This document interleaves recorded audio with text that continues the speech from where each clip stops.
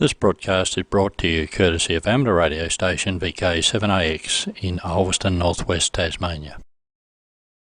Hello there, this is VK3 OTN, the official station of the Radio Amateur Oldtimers Club of Australia, with a monthly news broadcast for members and friends of the club for November 2024. This month, instead of the usual broadcast, we will offer an historical broadcast from years past. The usual news and information will be broadcast next month. I'm Andrew, VK3 Charlie Alpha Hotel. I have broadcast files going back as far as 2001. Many of the older files aren't the greatest as far as technical quality goes, archived in either real audio or Windows Media audio format. These produced a smaller file size back in the days when the leading edge technology was dial-up internet. Remember that? This month we have an original broadcast from August 2002. Details on when to hear these news and information broadcasts are available at the club website www.raotc.org.au. The VK3 OTN is available on a wide range of radio platforms, HF, VHF and UHF, 2-metre repeaters, amateur television, DMR, that is digital mobile radio, and D-Star. These news broadcasts are available for download for up to 6 months, just in case you miss the original news broadcast from the RAOTC website. If you'd like to contact the club, then why not send us an email, raotc@raotc.org.au. I hope you enjoy this month's broadcast. Hi there, this is Alan Doble, VK3 AMD and associated relay stations as VK3 OTN, the registered call sign of the Radio Amateurs Oldtimers Club of Australia Incorporated. I'll repeat that last word, incorporated, because we became incorporated as from July the 8th this year. Our registered number is A00427880C. I'll repeat that, A00427880C. After all the hard work by our committee, it was very gratifying that the documents we had to submit were accepted without any need for redrafting. The biggest job was the required very extensive constitution. As you all need to know what it says, it will be printed in the forthcoming September issue of OTN magazine.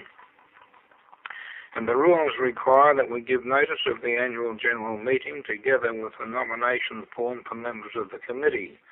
These documents will also be printed in the September issue of OTN. And I'm sorry to say that about 20 members have not yet renewed their now overdue subscriptions without any notice or advice to the Secretary. So if you do not receive this as September issue, it would probably be due to this oversight. This is VK3 OTN. Here in Melbourne, we're planning a luncheon at the Bentley Club on Tuesday, September the 17th, and the guest speaker will be Steve Mason, who will talk about the wartime top-secret work of the Australian Army's Signal Special Wireless Units, which worked in places such as Syria, Greece and Crete, copying German and Italian wireless traffic before returning to Australia and New Guinea and further north to work on the Japanese traffic. Steve edits the journal Emma Inc., the newsletter of the Australian Special Wireless Group Association. Radine 5RK advises that the annual luncheon will be held at their favourite location, the Marion Hotel in Mitchell Park, on Thursday, October the 24th at 12:30 p.m. Booking should be made with Jack Townsend, VK5HT, Radine 5RK, or Ron Coate, VK3RV, before October the 10th. Put it in your diary now. I'll give you another reminder next month. And our friends in Perth will meet for their usual luncheon at the Bayswater Tavern tomorrow week, Tuesday, August the 13th, at the usual time. This is VK3 OTN. Stuart Day, VK3ASD, a long-time producer of OTN, is unable to produce the September issue because he's involved in the complex job of moving from his South Gippsland location on the eastern shore of Western Port Bay to his previous business address in suburban Huntingdale. This involves building operations, the usual moving of furniture, and the tricky bit is computer and printing equipment, plus his very extensive collection of musical items, sound systems, pianos, and of course his dearly loved organs and pianos. So Bill Roper, VK3BR, has very kindly volunteered to produce the September issue and is currently working on it. We can't grudge Stuart this break because in the past 11 years he's produced 21 of the 28 issues we have had up to date, so all without cost to the club. This is an enormous effort for which we must all be grateful. So how do we go about producing the September issue of OTN? Well, thankfully Bill Roper has volunteered to do the job and is currently working hard at it. Size has been standardized at A4 and the inside front cover has been redesigned to provide basic information about the club. This is VK3OTN. Today we welcome to our membership Nick Watling, VK4YT, who becomes full member number 1263, and Gordon Welch, VK5KGS, who becomes associate member 1264. If any of the new members are listening today, as we hope you are, please identify yourselves in one or other of the callback sessions. It is with regret we record the passing promise of Alan Cook, VK3AUC, who was member number 949 and a long-time member of our committee, and Ray Jepson, VK3JI, who was member number 102, and both of these members were very keen CW operators, apart from their other radio interests. Several club members attended the funerals of these two members. Helen Vague has also passed away, VK3AGV, who is member number 884. Helen was a commercial operator with the Coastal Radio Service at Bulolo and transferred to the Army at the outbreak of war. He reached the rank of captain and was mentioned in dispatches 3 times. Pre-war, he copied the last messages from Amelia Earhart's plane as it disappeared over the Pacific. We pause for a few moments now in memory of these friends. Until about Alan Cook, who, as I said, was a member of our committee for several years until his death on July the 7th. He grew up in Caulfield, went to Melbourne High School and worked at Australian paper manufacturers until joining the RAAF in 1943 at the age of 18. He trained as a radar operator and served near Cairns, then at Mornington Island, Port Moresby and other places. And after the war, he returned to Australian paper manufacturers, where he worked until his retirement in 1986. Post-war, he studied and qualified in accountancy. He was first licensed in September 1950 with his call sign VK3AUC. Alan was an active constructor and a very keen CW operator and highly regarded worldwide in this field. Excuse me. He was a keen and skilled artist in both sketching and painting, as well as being a very good photographer. In 1970, he cooperated with our brother group in England, celebrating the 70th anniversary of the establishment of the Beam Wireless service between England and Australia. He was unable to take part in the 75th anniversary of the same event in April this year, but alerted me to it, so that as VK3OTN, the club did take part very successfully. Alan is survived by his wife Barbara, his son David, together with his daughters Judith and Penelope, and their 6 children. 73 Alan. This is VK3OTN. The Australian Army Signals Museum is well worth a visit. It has a lot of very interesting equipment and very well arranged and displayed. It is open one day each week, and that's Tuesday from 9 a.m. to 3 p.m. Volunteers will show you around and answer questions. It is located in its own building at the Simpson Barracks, which is the home of the Army School of Signals. Simpson's Barracks complex is entered from Greensborough Road in McLeod. The Millway map reference number is number 20 and runs from D to H in one direction and 79 in the other. The museum itself is shown near the top right-hand corner of this area. You need a car to get there rather than public transport, so why not get a couple of mates to join you? Having said that, all that, there's an item of World War II radio equipment the museum really needs to fill a gap in its collection. It is wireless set number 208. Repeat, 208. This was a low-power, portable, CW-only transceiver, measuring 9.5 inches by 8 inches by 7 inches high, in a khaki metal case with a black panel. Its operating frequency was from 2.5 to 3.8 megs, at less than 1 watt from its 99-volt dry battery. Excuse me. It was manufactured by Radio Corporation toward the end of the war. If you can supply one of these or know where one can be found in any condition, please contact me on 0395704610 anytime, or Neil Wayne, the museum's assistant curator, on 0394353505. I'll repeat that. Neil Wayne, 94353505 anytime. This is VK3OTN.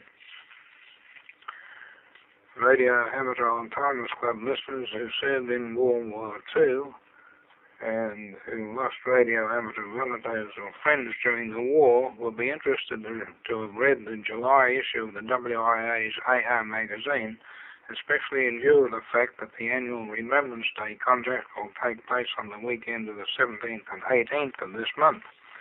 Col Harvey, VK1AU, has spent many hours over the past couple of years to find out what really happened to the 26 amateurs whose names are read out before the start of each Remembrance Day contest. There is no record of this research being done by anyone else, and these details have never been published except for some of them in earlier editions of our own magazine, OTN. If you are interested and don't have access to AR magazine, there's just a possibility that some newsagent near you might still have a copy of the July issue.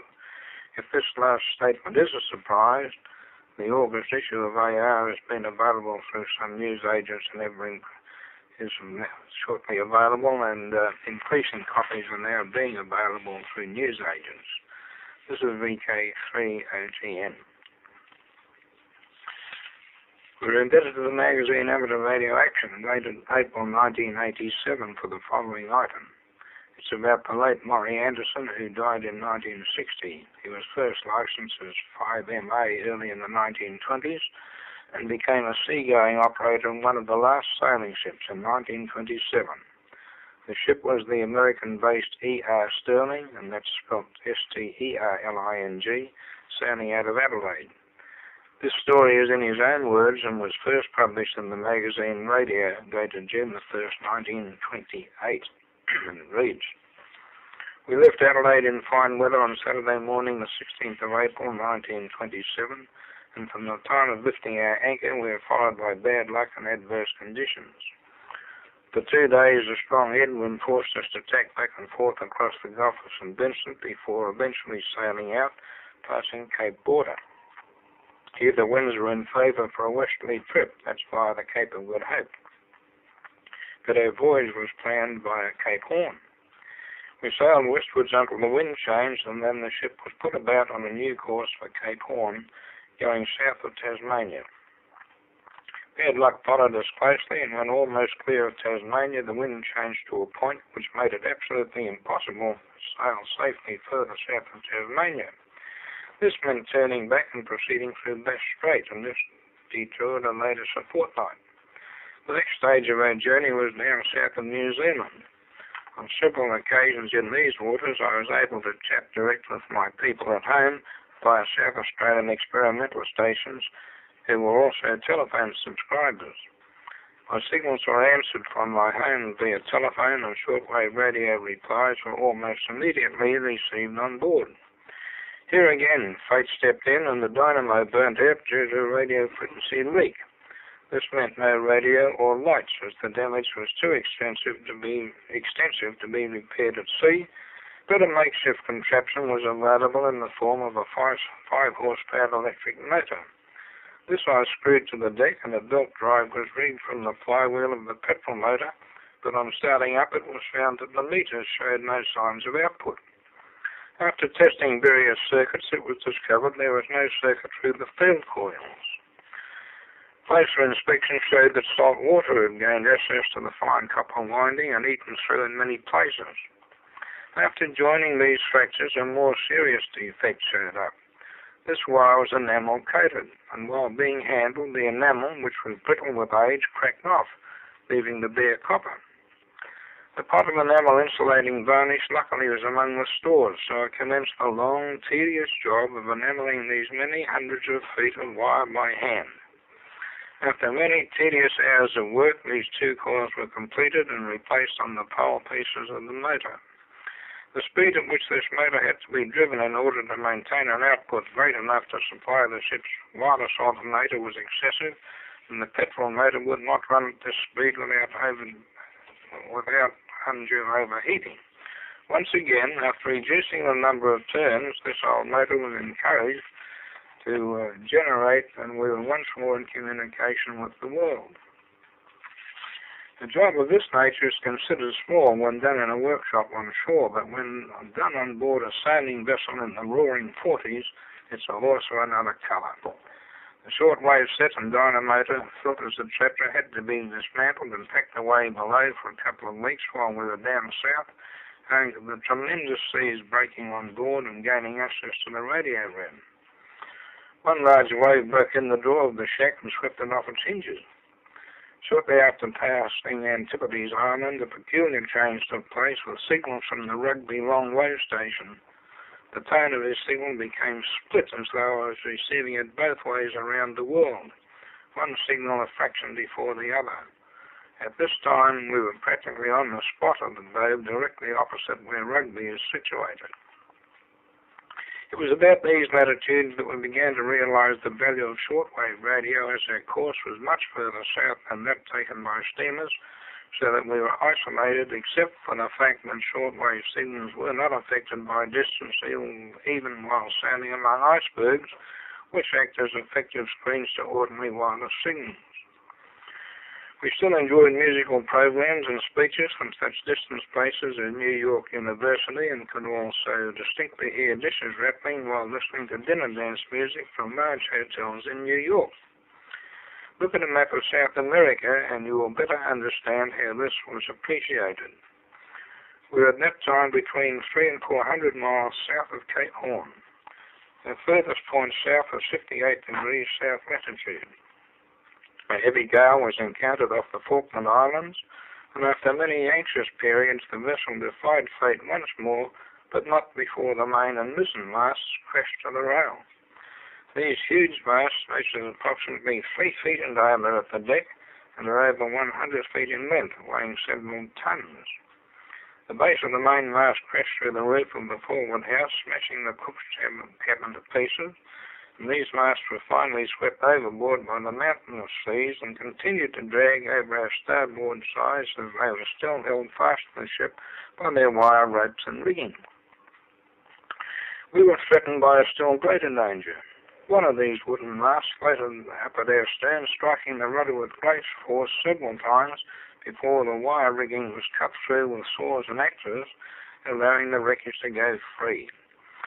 One of the lifeboats, which was on top of the forward house, was discovered beneath the wreckage, crushed flat as though made of paper. The galley stove was turned over by the falling mast as it crashed through the topside, leaving the deck spread with a mixture of doughs, saucepans, and hot ashes. The immense sails blew up like toy balloons and burst into thousands of shreds. After weathering this storm, our course was altered for Montevideo, where it was hoped the damage to the rigging could be repaired, but on finding the vessel was still manageable, we continued on our journey to England, as this was the destination of our cargo of 4,000 tons of wheat. On starting the large gas engine to hoist sails after this disaster, it fired late owing to being waterlogged and ripped several teeth out of the timing gear wheel, putting the winch immediately out of action. This meant that the sails would have to be hoisted by hand in rough weather.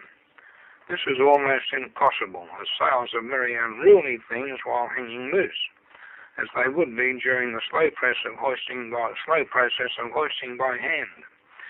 Some of them never reached the top. I set to work on the timing wheel to insert artificial steel teeth. The foundations of these teeth were drilled with a small hand drill.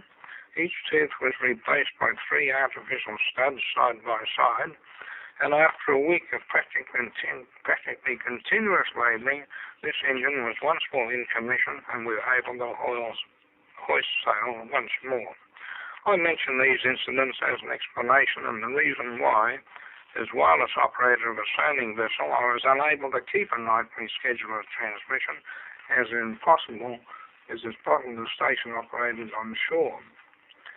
Sparks on a sailing vessel is called upon to act in many capacities other than a brass pounder. By the way, this is VK3OTN. Again, shortwave radio came to the fore, and news of our mishap was flashed through the vessel's home port, Seattle, near Michigan, and American stations were communicated with between South America and Africa, obtaining maximum strength reports on many occasions. Many Argentinian, Brazilian, and Chilean experimental stations were heard and worked while off the coast of South America. This work was done on a temporary aerial rigged up when the main aerial was carried away during the gale that partially dismasted us. A new permanent twin aerial was erected while off the South American coast. Broadcasting stations were received very well here, but their identity is unknown to me, as their announcements were made in foreign languages. The next misfortune occurred off the Cape Verde Islands when a terrific tropical hurricane caught us at 4 a.m. on the 4th of September. About 7 a.m., 5 of the sailors were still out on the yards of the foremost taking in sail, but by some natural instinct one came down to the deck and the others followed closely, only to reach the deck just in time to see the mast snap off at the foreyard, and almost simultaneously snap in a second place just below the topsail as it commenced to fall squarely on top of the forecastle house and galley. But just as the wreckage, which weighed 10 to 15 tons, was about to crush the housing to splinters, with only about 20 feet more to fall, the ship rolled heavily to starboard, sending the wreckage over the starboard side. This cumbersome mast, dragged by the ship's side, held by the steel rope, dangerously probing and seriously denting the side of the hull, until it was set free to sink to the bottom with the exception of a piece of a topsail yard which floated by us for some time, indicating that we were making no progress. At this time, a huge wave leapt angrily over the rail to the deck, smashing the pump and one ventilator off flush with the decks. The mast hatch was then discovered to have 2 strong backs broken and 1 cover smashed. The captain called all hands to the poop deck. One seaman was swept off his feet while attempting to reach the poop but escaped without injury. Much loose wreckage was hurled dangerously from one side of the deck to the other with great force, and remaining portions of the badly torn sails were lashed over the main hatchway, preventing the heavy seas from washing the hatch covers loose. The ventilator cavity was also patched up, and for a few minutes after the main hatch cover was discovered to have caved in, it looked as though we were safe for just as long as it took to fill the hole with water. And as many hundreds of tons flipped over the rails every few minutes, you may guess we spent a few anxious moments. I had a schedule with 8DLD and Mr. Prescott of Michigan at 2 a.m. each morning. I told him on this particular morning that it was too rough to chat with him. I had just gone below when I was told the ship was in a hurricane. When I arrived on deck, all sails on the foremast were in ribbons except the upper topsail. I had to grip the binnacle standards to prevent myself from being blown away. This is VK3OTN. The wind was fierce and the seas were mountainous and quite white in appearance. The large twin aerial had been carried away when the foremast crashed, and the heavy seas had gained access to the engine room, immediately putting out of action the petrol engine which drives the radio power unit. The emergency coil was therefore the only available power for transmitting. I then rigged up a temporary single-wire aerial from the top of the remaining mast and reached to the top of the stump of the foremast. The aerial insulators near the deck next gave trouble, owing to the fact that the continuous seas breaking over the vessel had completely saturated these insulators with salt water, causing them to break down when attempts were made to use the high voltage emergency coil. The temporary aerial would not stand the tremendous strain of the ship grounding and was once again scattered to the winds. After a third attempt, the aerial stayed put and I turned my attention to the waterlogged petrol engine. Eventually I managed to receive replies to my SOS signals. About this time, Mr. Roderick Mackenzie, the chief officer, died from injuries received during the hurricane. A British steamer replying to our feeble signals offered to take us in tow. This, however, was declined by Captain Stirling, so we drifted westwards in this crippled condition until at daybreak one morning we were sighted by an American naval training ship, the USS Grebe, 200 miles off our original course. He offered to take us in tow free of charge. This was accepted. On October the 15th, we were towed into the harbour of St. Thomas Naval Base in the Virgin Islands, off the USA, after sighting no land for 6 months. St. Thomas, with St. Croix, became under the Stars and Stripes in 1917, being purchased by America from Denmark. They're situated about 500 miles southeast of Florida. These islands are reputed to be unequaled in the tropics for mild and equable climate. Romantic and famous characters have been there. There are such pirates as Adolf Esmond, Gene Hamlin, Tempest Rogers, Gene Martell, Captain Kidd, and Captain Teach, Blackbeard. The castle of the latter is still intact. Here I received the utmost hospitality from members of the American Radio Relay League who were keen to do experiments. I was taken for a day cruise around the group of islands on board the Grebe, and the population consisted mainly of West Indians. And I'll have to start cutting this short. After spending 6 weeks in England, I sailed from Liverpool on a liner bound for Sydney, and while in Cape Town, I met Mr. Oxenham, owner of A4L, well known on shortwave throughout the world, and spent an evening at the Cape Town Broadcasting Station. This completes my trip around the world with shortwave radio. The outfit I had with me was probably heard by many listeners while in operation from my home at Cheltenham, South Australia, signing 5MA. The power used at sea was 30 watts, obtained from a 500-volt dynamotor, driven by power obtained from a 6-volt battery. Some of the best communications were established when American stations in the Midwest were communicated with from Port Adelaide docks, and when south of New Zealand, Canadians were worked. Conditions for shortwave radio on a sailing ship during some of the weather conditions under which these experiments were tried cannot be compared with shore conditions, and I guess you could say that again. Murray was appointed to the first operator of the newly established Flying Doctor base in Cloncurry for the wage of £6 a week. Outback reception conditions were not very good. The Morse code received was not always copyable. 1 year he travelled nearly 3,500 miles in the outback servicing radios and the network. He also supplied weather reports to KLM for its service between Sydney and Europe. And that's quite a story, and I hope you enjoyed it. And I think I might skip another item I was going to give, in case this goes on just a bit too long. I have an interesting one here from Harry Major about the legendary National HRO receiver and how it got its name. It was printed in the magazine Practical Wireless in May 1985 and reads as follows. The author is Charles E. Miller, and under the heading of Bell Communication Receivers, he writes, The National HRO, a postscript.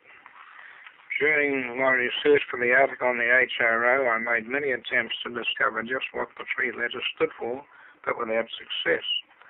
It was even suggested to me that they were completely meaningless, like the S in Harry S. Truman's name.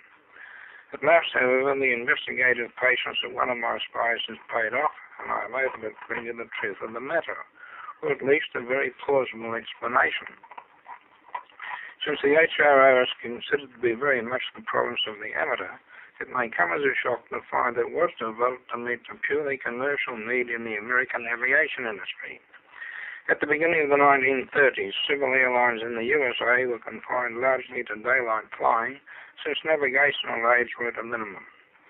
What few night flights were made depended on light beacons set on high ground to keep them on the straight and narrow, since the primitive radio equipment then available was not reliable enough for consistent communications.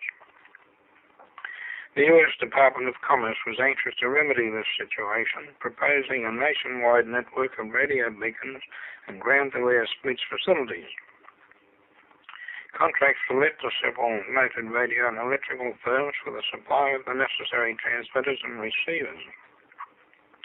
General Electric America made the ground-based transmitters, Aircraft Radio Corp the airborne equipment, and what was then a minor radio manufacturer was asked to develop a ground-based receiver, as was the National Company of New Malden in Massachusetts.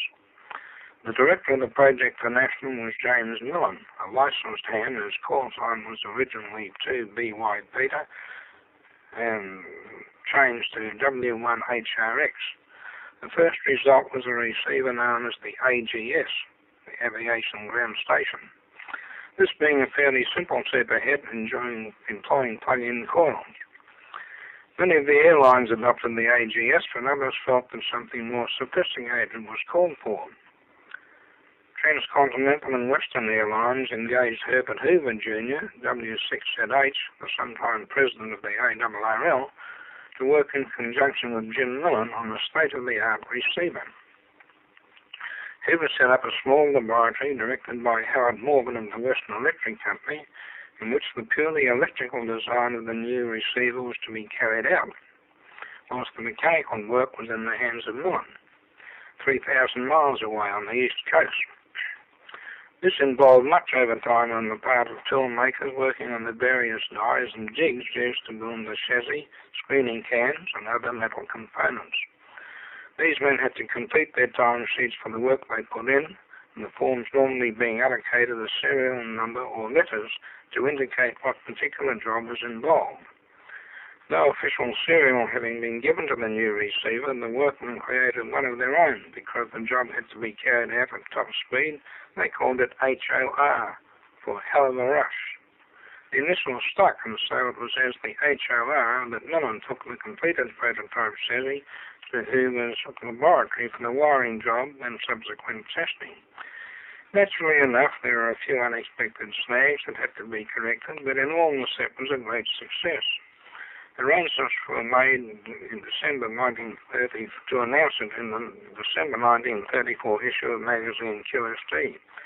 Just in time, someone realized the letters HOR might be capable of another interpretation or pronunciation, and they reshuffled to make it HRO. So there you have it. I can only say that if it isn't true, it ought to be, recalling the famous editor who once said, "If the legend outstrips the truth, print the legend." And that was written by Chas Miller, with grateful thanks to Ray Williams, who made it all possible. This is VK3 OTN for the Radio Amateur Old Timers Club. We invite interested amateurs to join the Radio Amateur Old Timers Club Incorporated. There are two grades of membership. Full membership is available to those who have been licensed for 25 years or more, and associated membership is available to those who have been licensed for 10 years or more. Age does not enter into it. Subscriptions are currently $8 per annum, plus a joining fee of $5.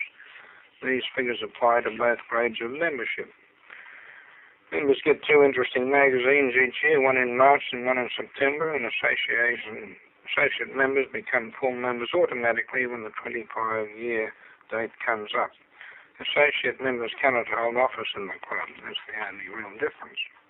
If you would like to receive the membership application form, please contact Bank Secretary Arthur Evans, VK3VQ, telephone number 0395984262, repeat 0395984262.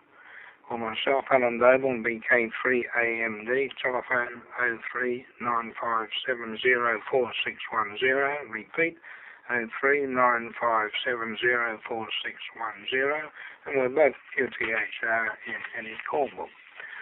This is VK3OTN. And a lady was leaving to spend a couple of weeks in England to attend a conference. When she's leaving, she asked her husband if there's anything he'd like her to bring back for him. He laughed a bit and said, well, a lovely young English girl would be very nice. When the lady returned home, the husband asked if she'd acted on his request, and she said, well, I tried my hardest, and I do hope it turns out to be a girl. And on that happy note, I guess I'll be leaving you till next month. This is Alan Doble, VK3AMD, and associated relay stations is VK3OTN, the official call sign of the Radio Amateurs Old-Timers Club of Australia Incorporated. We're now concluding our transmission for this month and hope you found it interesting and enjoyable. We'll be on the air again on Monday the 2nd of September and Monday the 7th of October at the same times and the same frequencies as today. You have been listening to VK3OTN. VK3OTN is the official station of the Radio Amateurs Old-Timers Club, Australia. This concludes this month's News and Information Bulletin. The next RAOTC News and Information broadcast will take place on the first Monday of next month, on the same frequencies, and at the same times as today, with the exception of January. Thanks for being with us, and we hope you will join in the callbacks, where callbacks are taken. 73 everyone.